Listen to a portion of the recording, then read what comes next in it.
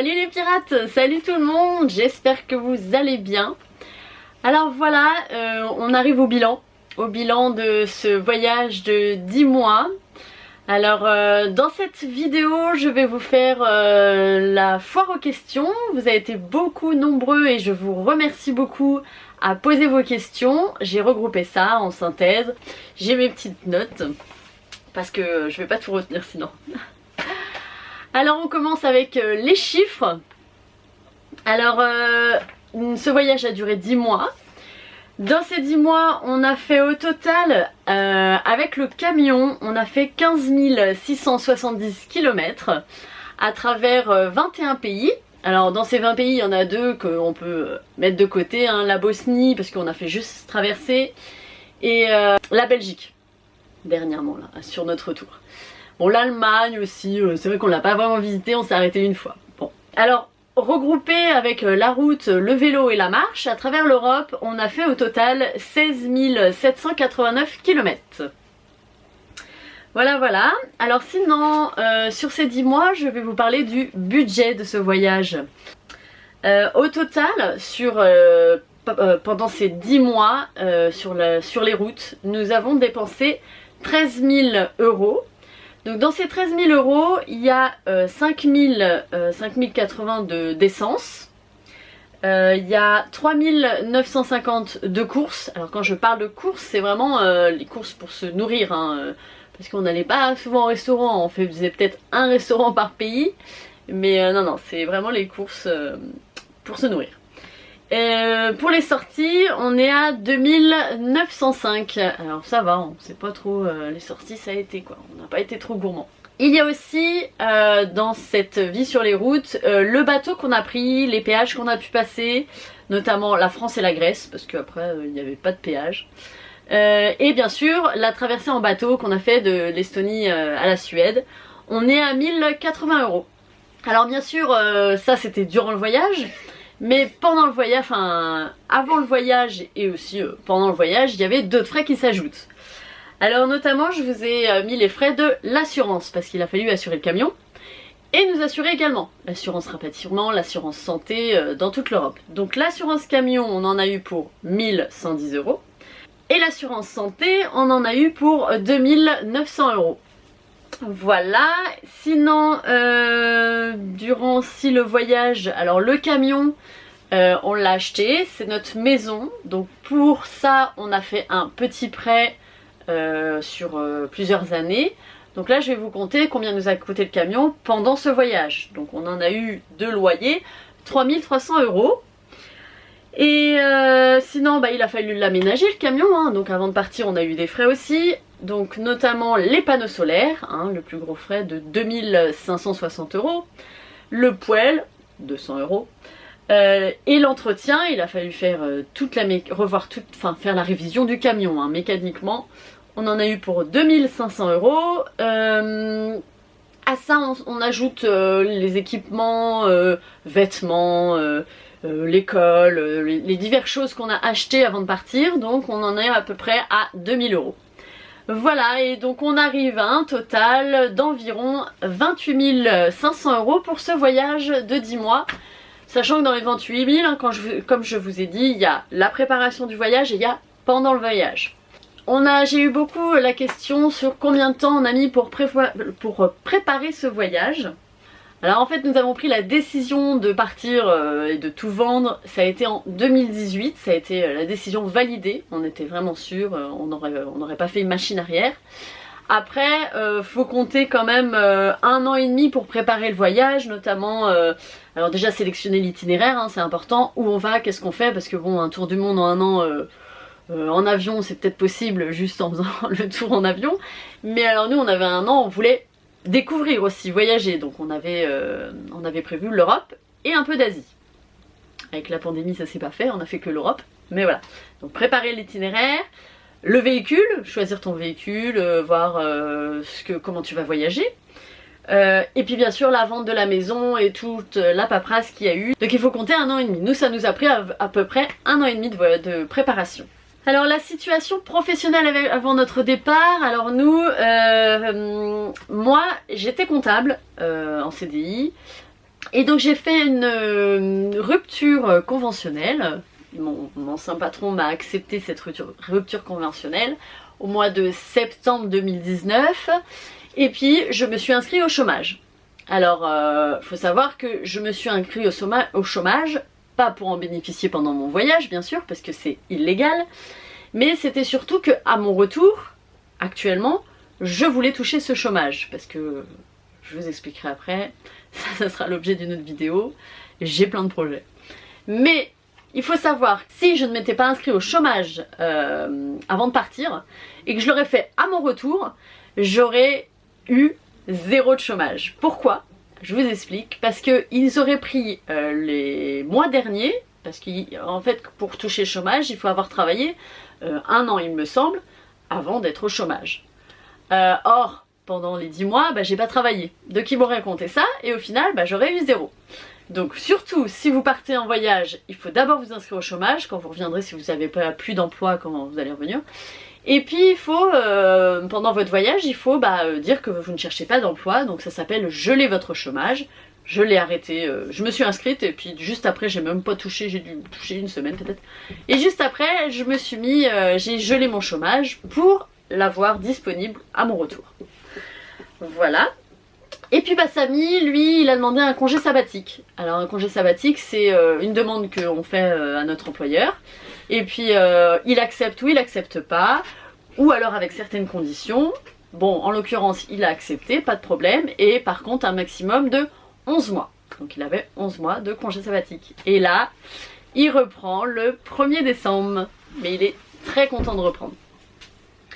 Alors, souvent j'ai eu aussi la question comment on a géré les conflits qu'on a pu avoir entre nous, entre couples, et les conflits avec les enfants. Alors il faut savoir qu'on a eu plus de conflits avec les enfants qu'entre couples. Alors c'est vrai qu'au départ du voyage, ça a été assez chaotique. Il faut vraiment trouver sa place. Il faut vraiment communiquer. Alors nous, ça a été surtout la communication. Expliquer qu'on a besoin chacun d'espace, de moments, chacun pour soi. Faut pas hésiter. C'était notamment en Slovénie. Là, alors on avait fait France, Italie, après la Slovénie. Ça a été dur, il faisait froid, c'était le début du voyage. On était fatigués, excités, énervés. Enfin voilà, donc il y a eu tout. Il y a eu voilà, des engueulades. Hein. De toute façon, qui ne s'engueule pas dans une famille. Et puis au final, on a chacun trouvé sa place, on avait chacun notre temps, les enfants ont bien compris. Il faut savoir aussi que les enfants s'adaptent très vite à n'importe quelle situation, il leur faut peut-être 1 semaine ou 2, mais généralement ils s'adaptent très bien. Et surtout, j'ai essayé de trouver un rythme et surtout des petits rituels pour leur amener une habitude. Par exemple, à chaque fois qu'on reprenait la route, quand on partait d'un spot, il y avait toujours le petit bonbon. C'était le petit rituel, voilà, on part d'un endroit, hop, chacun avait son petit bonbon. Le petit déjeuner qui était important aussi, on prenait tout le temps un bon petit déjeuner. Et aussi la soirée, il y avait toujours la marche du soir, quoi. On sortait tous, bon, pour promener le chien aussi, hein, c'était surtout aussi pour le chien, mais c'est devenu une habitude. On faisait une marche tous les soirs. Voilà, faut trouver des petits rituels, des petits rythmes, et puis tout va bien. Les pays préférés, celui qui nous a passionnés. Alors pour Samy, ça a été la Suède. Parce qu'effectivement il y a une convivialité dans ce pays-là avec les habitants. Hein. Chaque fois qu'on croisait quelqu'un c'était hey, bonjour en suédois. Il y avait aussi ce côté paysage qui était magnifique, les spots c'était facile, il y en avait partout, vraiment agréable. Pour moi alors ça a été aussi la Suède pour les mêmes raisons et aussi l'Albanie. L'Albanie qui nous a dépaysés et qui a été aussi magnifique comme pays. Pour Chloé, ça a été le Danemark parce que le meilleur souvenir qu'elle a de ce voyage, c'est Legoland. Legoland, ça l'a marqué, elle a vraiment adoré. C'est vrai qu'on a eu beaucoup de chance hein, parce que quand on a visité Legoland, il y avait personne. Hein. C'était tranquille quoi. On faisait pas la queue pour les attractions, on le faisait le nombre de fois qu'on voulait. Donc voilà, pour elle c'est ça. Alors le pays le moins aimé, alors Samy il en a pas, il n'a pas de pays négatif, voilà.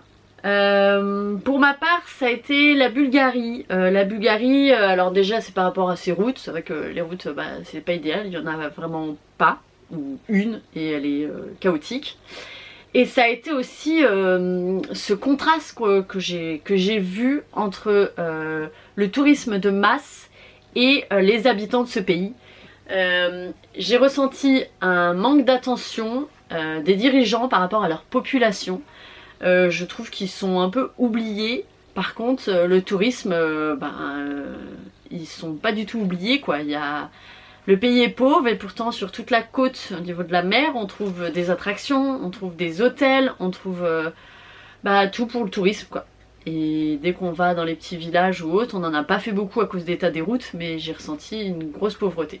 Le pays qu'on souhaiterait refaire, j'ai eu ça aussi comme question, c'est la Suède. Ouais, on retournera en Suède, en Norvège, on n'est pas allé en Norvège mais on fera la Norvège en même temps et on montera tout en haut, on a vraiment envie de découvrir beaucoup plus ce pays.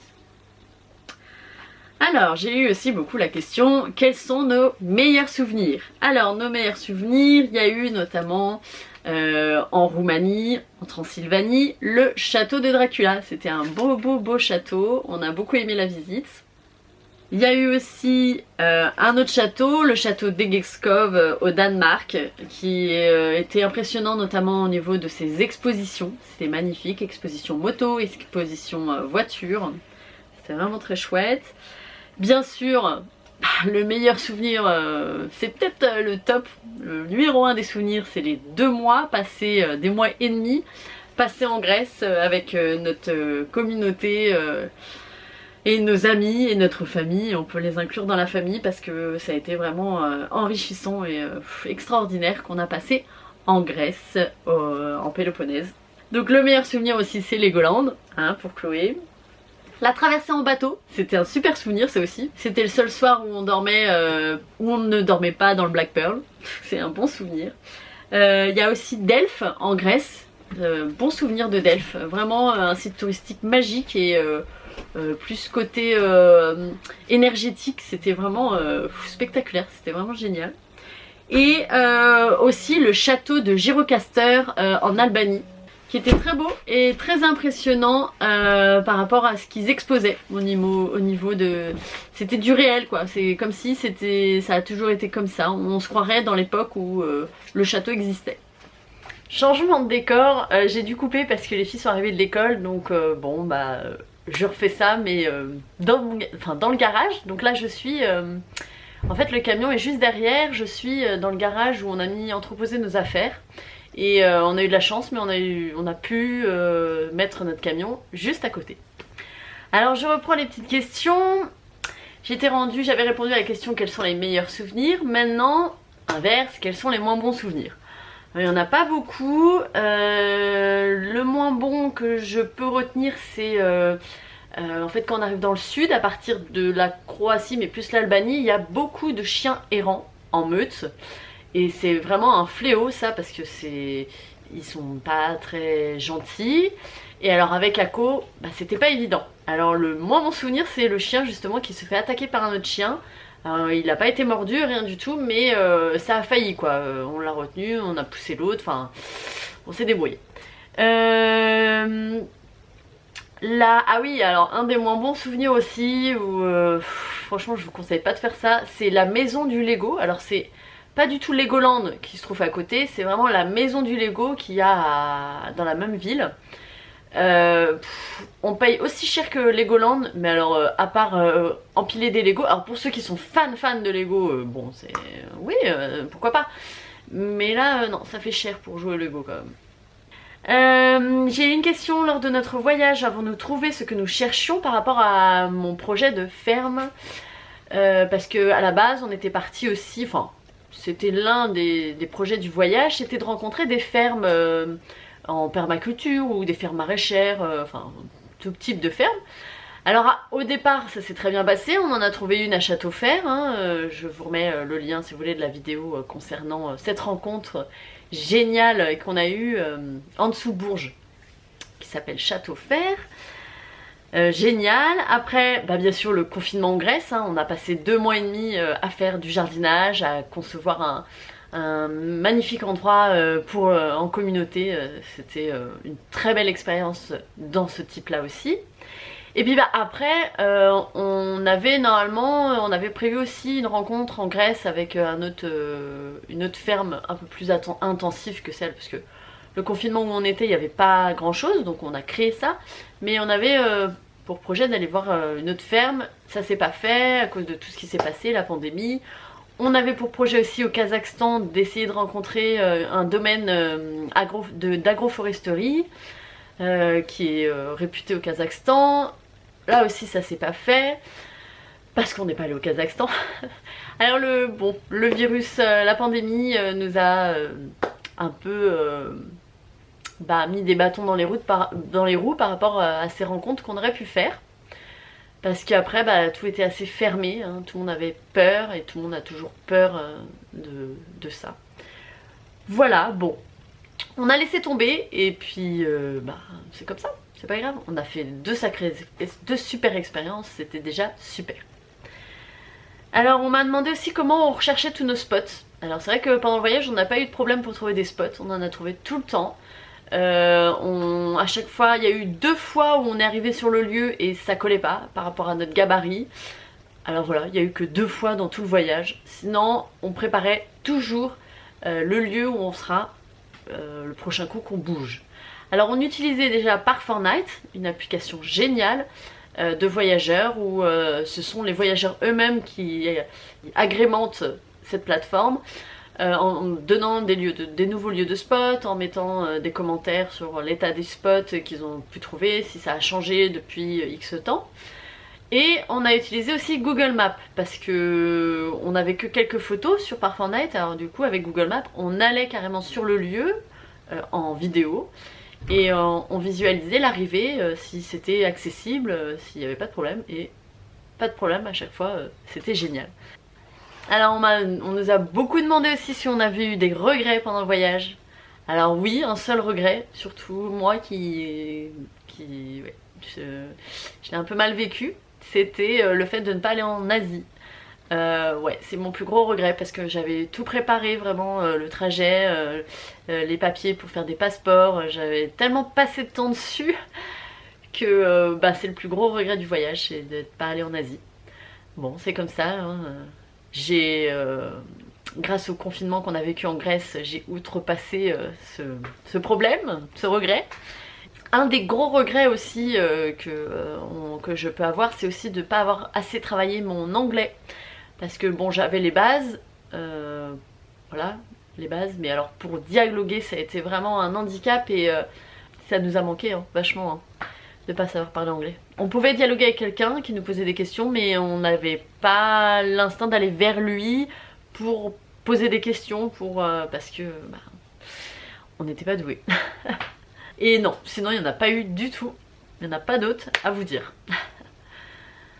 Alors on nous a beaucoup demandé aussi si on avait gardé contact avec la communauté. Bien sûr qu'on garde contact avec eux.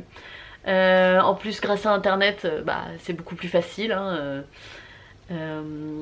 La propriétaire, on a les coordonnées, on s'est envoyé des messages sur internet et bien sûr la famille belge, hein, qu'on embrasse et qu'on espère revoir.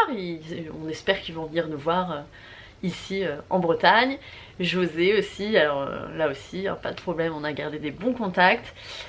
Alison et Jack qui sont repartis au Canada, vu nous notre difficulté avec la langue, l'anglais, on a gardé contact, hein, on a échangé nos coordonnées, mais après c'est vrai qu'on s'envoie pas trop de messages, je pourrais prendre des nouvelles, il faudrait. Alors maintenant on va vous parler de notre retour, parce qu'on a eu beaucoup de questions sur notre retour. Qu'allons-nous faire, est-ce qu'on va continuer à vivre dans le camion, est-ce que je vais continuer à faire des vidéos YouTube? Est-ce qu'on va repartir en voyage? Alors je vous réponds tout ça. Alors là actuellement on vit toujours dans le camion, on est en recherche d'appartement quand même. Malgré que on se voit pas trop vivre en appartement. Alors on cherche pas activement. Pour l'instant on se dit qu'on va rester dans le camion jusqu'au printemps. Voilà, on va passer l'hiver, la saison froide, la saison où on hiberne, on va hiberner dans notre camion. Et surtout on va ranger juste à côté de moi, je ne veux même pas vous montrer, c'est le bazar. Alors on va vendre pas mal de choses, on va trier, on va donner, faire des dons à Emmaüs aussi beaucoup parce qu'on s'est rendu compte que tout ce qui est là on n'en avait pas forcément besoin. Voilà, là la période d'hiver c'est ce qu'on va faire. Pour l'instant on est bien, on est dans le camion, alors on a l'électricité en plus sur le terrain. Au niveau de l'eau, on est chargé en eau, sachant que mon papa habite à 100 mètres en fait. Alors on prend nos douches, on se lave chez mon papa, on lui prend de l'eau potable. Non, on est vraiment bien installé et confortablement. Concernant les filles, alors vous nous avez demandé aussi si elles allaient retourner à l'école. Alors pour répondre à cette question, je vous laisse voir ça en images. C'est bien le jus, mais... Alors Luna, t'es prête pour aller à l'école? Faut se lever là. Hein. Ça va, tu te lèves bien? Oh, Doudou, il va venir à l'école aussi avec toi. T'amènes Doudou?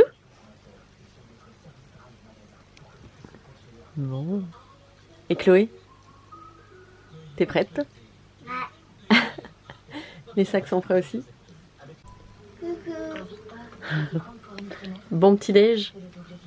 Oh, t'es habillée en plus, c'est déjà toute prête. Ouais. Cool. Ça sert à rien de dire salut tout le temps. Salut. On déjeune? Ouais, on va à l'école, on rentre à l'école. C'est pour bientôt, d'abord on déjeune, on s'habille. Gugu. Attendez, vous allez où là les filles là? À l'école. Vous allez à l'école? Oui. Oui, à l'école, c'est ça. Dépêchez, allez vite. Mais non, c'est bon. On met les cartables dans le sac. Attends Luna. Bon, reprise de l'école pour les filles aujourd'hui. Nous sommes lundi 8 novembre. Nous avons laissé une semaine de battement pour qu'elles s'acclimatent au retour. Et voilà, on voulait pas trop brusquer la chose. Port du masque pour Chloé obligatoire. Donc elle a prévu. Il est où ton masque ma chérie? Voilà. Et puis pour Luna, non, on va port du masque. Mais pour Luna, c'est sa première rentrée. Il n'y a pas de masque. Non, elle n'a pas de masque. Ouf, heureusement, déjà pour Chloé, c'est très triste. Alors pour Luna, ça aurait été pire. Voilà, bon. En plus, elles vont faire toute la journée avec cantine. Hein. On va voir, on dira ça, comment ça s'est passé. Ça y est, les filles ont été déposées à l'école. Alors ça s'est très bien passé. Pour Luna, elle a couru dans la classe, elle a posé ses affaires, elle était hyper contente, gros sourire. Elle a dit bonjour à sa maîtresse, non c'était génial, pas de problème. Pour Chloé, une petite pointe d'appréhension, surtout quand les enfants sont venus vers elle en disant « Ah c'est Chloé, elle s'est réfugiée dans mes bras », bon.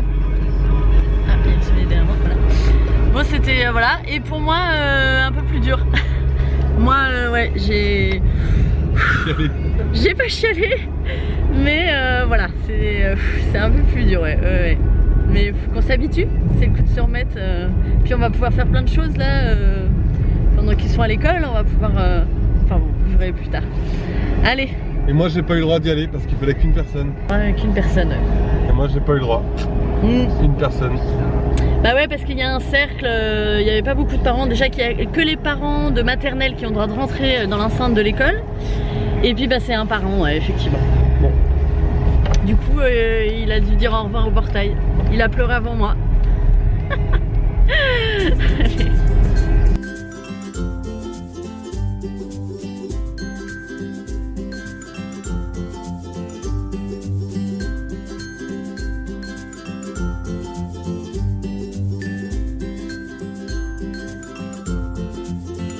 Coucou ma chérie. Alors raconte. Ça s'est passé très bien. Ah ouais, c'était cool. On enlève le cartable Luna. Tu veux pas l'enlever? T'aimes trop l'école? Oui mais tu peux pas t'asseoir là. Comment on fait? Il y a Doudou dans ton sac? T'as remis Doudou dans ton sac hein? Regarde. Il y a Doudou ou pas? Bon après. Alors il y a eu aussi qu'est-ce que c'est la suite professionnellement.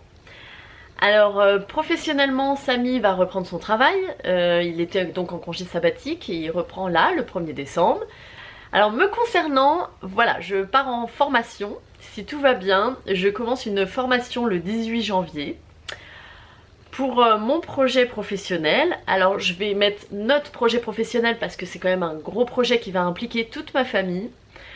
Je vais créer, j'espère créer, et je vais créer une ferme maraîchage biologique. Alors, je prends mon temps, je suis pas pressée, c'est pour ça que ma formation dure 18 mois à distance, parce que je reste quand même près de mes enfants. J'ai pas envie d'être surchargée de travail. Et au terme de cette formation, je vais commencer donc une production de légumes, de fruits, qui est chez mon papa justement. J'ai vécu toute mon enfance dans ces terrains il a à peu près ouais, un peu moins 5 hectares. Bien sûr, je vais pas exploiter les 5 hectares. Hein. Pour l'instant, on va commencer avec 1 et encore. Voilà, je suis en train de voir ça. Je prépare tout ça. Et la question d'après, c'était justement est-ce que je vais continuer à faire des vidéos? Alors oui, j'ai décidé de continuer à faire des vidéos. Alors elles porteront plus sur le voyage, hein, il faut savoir, elles porteront plus sur mon projet. J'ai envie de partager avec vous toutes les étapes de la réalisation. Bien sûr, je mettrai aussi notre vie de famille, pas tout bien sûr, hein, c'est privé quand même une vie de famille, mais quelques éléments que je souhaite partager avec vous. Tous ceux qui nous ont suivis dans toute cette aventure et qui ont envie de continuer à nous voir évoluer dans nos projets de vie. Voilà, j'ai décidé de refaire des vidéos. Alors bien sûr, hein, il y aura beaucoup plus sujet à mon projet que à notre vie. Voilà, j'espère que ça va plaire, je vais essayer. Si ça plaît pas, si je vois que ça marche pas, bah j'arrêterai, hein, parce que ça me prend du temps quand même. Mais j'aime beaucoup faire ça. Alors voilà, c'est ça qui est prévu. Et donc la dernière question, allons-nous repartir en voyage? Alors non, c'est pas du tout à l'ordre du jour. Après on sait jamais ce qui peut arriver, ça se trouve mon projet ne fonctionnera pas, ou il y aura quelque chose qui ira pas finalement. Bah du coup oui effectivement le sujet voyage reste dans un coin de notre tête, on n'est pas compte de repartir. Mais alors c'est plus du tout à l'ordre du jour. Bon bah voilà, j'espère que cette vidéo vous a plu. Alors n'hésitez pas à nous laisser un pouce. Franchement moi quand je vois qu'il y a beaucoup de pouces, ça me motive à vous partager plus de choses, à vous mettre plus du contenu que vous allez aimer. Ça me motive tout simplement. Alors on a bien profité pendant 10 mois, on a vraiment voyagé, on a fait ce qu'on voulait, on était vraiment libre. Et maintenant bah, ça va être boulot. Les filles vont retourner à l'école, on va avoir un rythme un peu plus dur. Je sais que ça va pas être évident, hein, ce que j'entreprends, ça va être, c'est pour ça, d'où le voyage en fait. On s'était dit on va voyager pour profiter et après bah, ça sera boulot. Voilà. Je vous retrouve dans une prochaine vidéo et la prochaine vidéo, bah, ça sera le commencement de mon projet professionnel. Allez, à bientôt, salut, bye bye. Joyeux anniversaire Luna, joyeux anniversaire Luna, joyeux anniversaire. Alors, 1, 2, 3. Ouais.